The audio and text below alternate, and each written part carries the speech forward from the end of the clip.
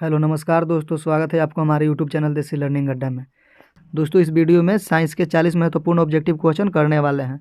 दोस्तों, अगर आप भी बोर्ड एग्जाम में 400 से ऊपर अंक लाना चाहते हैं तो मेरे चैनल को सब्सक्राइब करके मेरे चैनल के साथ जुड़ जाइए, क्योंकि मैं हमेशा ही इंपॉर्टेंट ऑब्जेक्टिव क्वेश्चन कराते रहते हैं सभी सब्जेक्ट का। तो देखिए, पहला क्वेश्चन है, ईंधन है यानी कि निम्न में से कौन ईंधन है। तो देखिए, CNG भी एक ईंधन ही है, LPG भी एक ईंधन है, लकड़ी भी एक ईंधन है। तो इसका ऑप्शन नंबर डी सही हो जाएगा, इनमें से सभी। तो देखिए, दूसरा क्वेश्चन है, जीवाश्म ईंधन का उदाहरण है। तो जीवाश्म ईंधन का उदाहरण कौन है। तो देखिए, पेट्रोलियम भी जीवाश्म ईंधन है, कोयला भी जीवाश्म ईंधन है। तो इसका ऑप्शन नंबर सी सही हो जाएगा, ए और बी दोनों। इसका सी ऑप्शन सही हो गया, ए और बी दोनों। देखिए अगला क्वेश्चन को, अमोनियम क्लोराइड का जलीय विलयन होता है। तो देखिए, अमोनियम क्लोराइड का जलीय विलयन होता है अम्लीय, अम्लीय होता है। तो ऑप्शन नंबर ए इसका सही हो गया। एथेन का आणविक सूत्र C2H6 है, इसमें सहसंयोजक बंधनों की संख्या है। तो देखिए, इसको हम आपको समझाते हैं फार्मूला लिखकर। तो देखिए, एथेन का फार्मूला होता है C2H6, इसका होता है परमाणु स्ट्रक्चर। तो इस प्रकार से बनेगा संरचना, C सिंगल बॉन्ड C, फिर यहाँ पर H होगा, यहाँ पर H होगा, यहाँ पे H होगा, यहाँ पर H होगा और यहाँ पर H होगा। तो देखिए, एथेन में आप बंधनों की संख्या गिन लीजिए। तो एक हुआ, 2, 3, 4, 5, 6, 1, 7। तो एथेन में कुल बंधनों की संख्या हो गया 7। तो देखिए, इसका ऑप्शन हो जाएगा डी 7। इसका सही आंसर हो गया डी 7। शल्य चिकित्सा में टूटी हड्डियों को जोड़ने के लिए प्रयुक्त होने वाला रासायनिक पदार्थ है। तो देखिए, टूटी हड्डियों को जोड़ने के लिए प्रयोग होता है plaster of Paris. Plaster of Paris का प्रयोग किया जाता है टूटी हड्डियों को जोड़ने के लिए। तो इसका ऑप्शन नंबर सी सही हो जाएगा। अगला क्वेश्चन को देखिए, किस pH मान वाला विलयन सबसे अधिक अम्लीय होगा। तो देखिए, जिस विलयन का pH मान सबसे कम होगा वह विलयन सबसे अधिक अम्लीय होगा। तो सबसे कम है 1 का, तो 1 कम है, तो ये सबसे अधिक हो जाएगा 1 ही वाला। तो ऑप्शन नंबर ए इसका सही हो जाएगा। अगला क्वेश्चन को देखिए, क्यूपराइट निम्नलिखित में से किस धातु का अयस्क है। तो देखिए, क्यूपराइट निम्नलिखित में से किसका अयस्क है। तो क्यूपराइट हो जाएगा कॉपर का, कॉपर का सही हो जाएगा। निम्न में से किसे रासायनिक दूध कहा जाता है। रासायनिक दूध किसे कहा जाता है। तो रासायनिक दूध बोला जाता है हार्मोन को, हार्मोन का। इसका ऑप्शन नंबर डी सही हो गया। अगला क्वेश्चन को देखिए, पौधे में उत्सर्जित पदार्थ निम्न में कौन है। पौधे में उत्सर्जित पदार्थ निम्न में कौन है। तो देखिए, रेजिन भी हो जाएगा, गोंद भी हो जाएगा, टैनिन भी हो जाएगा, यानी कि इसका ऑप्शन नंबर डी सही हो गया, इनमें से सभी। अगला क्वेश्चन को देखिए, मानव हृदय में कोष्ठकों की संख्या कितनी है। तो मानव हृदय में कुल कोष्ठकों की संख्या होती है 4 कोष्ठक होती है मानव हृदय में। अगला क्वेश्चन को देखिए, निम्न में से कौन हेट्रोक्राइन ग्रंथि है। तो हेट्रोक्राइन ग्रंथि का मतलब होता है कि अंतःस्रावी ग्रंथि और बाह्यस्रावी ग्रंथि दोनों का काम करें। तो ये हो जाएगा विरिशन हो जाएगा, जो अंतःस्रावी ग्रंथि और बाह्यस्रावी ग्रंथि दोनों का कार्य करता है। अगला क्वेश्चन को देखिए, पौधों में गैसों का आदान प्रदान होता है। तो पौधों में गैसों का आदान प्रदान होता है कहाँ से। तो ऑप्शन ए में दिया है वातरंध्र से, ऑप्शन बी दिया हुआ है रंध्र से, ऑप्शन सी दिया है जड़ की सतह से। तो इसका ऑप्शन नंबर डी सही हो जाएगा, इनमें से सभी इसका सही हो जाएगा, ऑप्शन नंबर डी। अगला क्वेश्चन को देखिए, निम्नलिखित में कौन पुरुष हार्मोन है।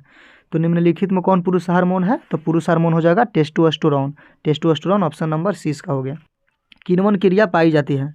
तो किण्वन क्रिया किस में पाई जाती है। तो किण्वन क्रिया पाई जाती है ईस्ट में पाई जाती है। इसका ऑप्शन नंबर बी सही हो गया। अगला क्वेश्चन है, प्रकाश संश्लेषण होता है। तो प्रकाश संश्लेषण कब होगा, दिन में या रात में। तो प्रकाश संश्लेषण होता है दिन में, तो प्रकाश संश्लेषण भी दिन में होगा। तो इसका ऑप्शन नंबर ए सही हो गया। 17 नंबर क्वेश्चन को देखिए, आयोडीन को निम्नलिखित में किस द्रव में घोलने से टिंक्चर आयोडीन बनता है। तो इसको घोलना पड़ता है एथिल अल्कोहल में। एथिल अल्कोहल में जब घोलिएगा तो टिंक्चर आयोडीन का निर्माण होता है। अगला क्वेश्चन है, डालडा में उपस्थित वसा अम्ल किस प्रकृति का होता है। डालडा में उपस्थित वसा अम्ल किस प्रकृति का होता है। तो देखिए, डालडा में उपस्थित वसा होता है संतृप्त होगा, ऑप्शन नंबर ए। प्रोपेनॉन का क्रियाशील मूलक है। तो देखिए, प्रोपेनॉन है जिसमें नॉन लगा है लास्ट में, वो कीटोन होता है। तो कीटोन का क्रियाशील मूलक होता है CO, ऑप्शन नंबर इसका सी हो जाएगा, कीटोन का होगा। एथिलीन है तो एथिलीन होगा, देखिए ओलिफिन का मतलब होता है डबल बॉन्ड, और एथिलीन में डबल बॉन्ड होता है, पैराफिन में सिंगल बॉन्ड होता है। अगला क्वेश्चन को देखिए, निम्नलिखित में कौन जीवाश्म ईंधन नहीं है। तो जीवाश्म ईंधन कौन नहीं है। तो जीवाश्म ईंधन हो जाएगा बायोगैस, बाकी सभी के सभी जीवाश्म ईंधन है। अगला क्वेश्चन को देखिए, टिहरी बांध निर्माण का उद्देश्य क्या था। तो टिहरी बांध का उद्देश्य था, पहला ऑप्शन दिया हुआ है जल आपूर्ति, दूसरा ऑप्शन है भूमि सिंचाई, और तीसरा ऑप्शन है बिजली उत्पादन, और चौथा ऑप्शन है इनमें से सभी। तो इसका ऑप्शन नंबर डी ही सही हो जाएगा, इनमें से सभी। अगला क्वेश्चन को देखिए, निम्नलिखित में से कौन सा तत्व आसानी से इलेक्ट्रॉन त्याग नहीं करता है? तो आसानी से इलेक्ट्रॉन त्याग नहीं करता है कौन? तो फ्लोरीन। फ्लोरीन इलेक्ट्रॉन को आसानी से त्याग नहीं करते हैं। अगला क्वेश्चन को देखिए, एक वयस्क मनुष्य में कितने दांत होते हैं? तो एक वयस्क मनुष्य में 32 दांत होते हैं। तो इसका ऑप्शन नंबर 20 सही हो जाएगा। अगला क्वेश्चन को देखिए, मस्तिष्क उत्तरदायी होता है। तो मस्तिष्क उत्तरदायी होता है किसके लिए?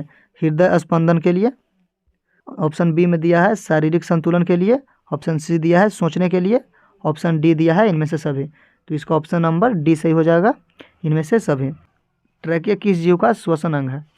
ट्रैकिया हो जाएगा कॉकरोच का श्वसन अंग, कॉकरोच का। इसका ऑप्शन नंबर सी सही हो गया। शरीर में भोजन का पचना किस प्रकार की अभिक्रिया है? तो भोजन का पचना हो जाएगा उपचयन, उपचयन अभिक्रिया होगा, ऑप्शन नंबर सी। पूर्ण विकसित अंडाशय क्या कहलाता है? तो देखिए पूर्ण विकसित अंडाशय को बोलते हैं फल। पूर्ण विकसित अंडाशय को क्या बोलते हैं? तो पूर्ण विकसित अंडाशय को बोलते हैं फल। अगला क्वेश्चन को देखिए आप, एक स्त्री में कौन से लिंग गुणसूत्र मिलते हैं? तो देखिए स्त्री में होता है XX, स्त्री में XX होता है, और पुरुष में XY होता है, पुरुष में XY होता है। तो अगला क्वेश्चन पर चलते हैं। तो देखिए अगला क्वेश्चन है, मृतोपजीवी का उदाहरण है। तो मृतोपजीवी का उदाहरण हो जाएगा ऑप्शन नंबर बी गोबर छत्ता। गोबर छत्ता मृतोपजीवी का उदाहरण है। अगला क्वेश्चन है, गाढ़ कोशिका की कौन सी भित्ति मोटी होती है? तो गाढ़ कोशिका के भीतरी जो भित्ति होता है वो मोटी होती है, तो भीतरी भित्ति मोटा होगा, ऑप्शन नंबर ए। निम्नांकित में कौन सी अधातु विद्युत का सुचालक है? तो देखिए विद्युत का सुचालक है, अधातु के बारे में पूछ रहा है, तो यानी कि ऑप्शन नंबर ए इसका सही हो जाएगा। ग्रेफाइट है जो विद्युत का सुचालक है। बैटरी का अम्ल है, बैटरी का अम्ल कौन है? तो बैटरी में होता है सांद्र H2SO4, यानी कि सल्फ्यूरिक अम्ल, सांद्र सल्फ्यूरिक अम्ल H2SO4, ऑप्शन नंबर सी इसका सही हो जाएगा। कल्ली चूना का रासायनिक सूत्र है, तो कल्ली चूना का रासायनिक सूत्र हो जाएगा CaO, ऑप्शन नंबर सी इसका सही हो जाएगा, CaO। अगला क्वेश्चन को देखिए, आयोडीन युक्त नमक है।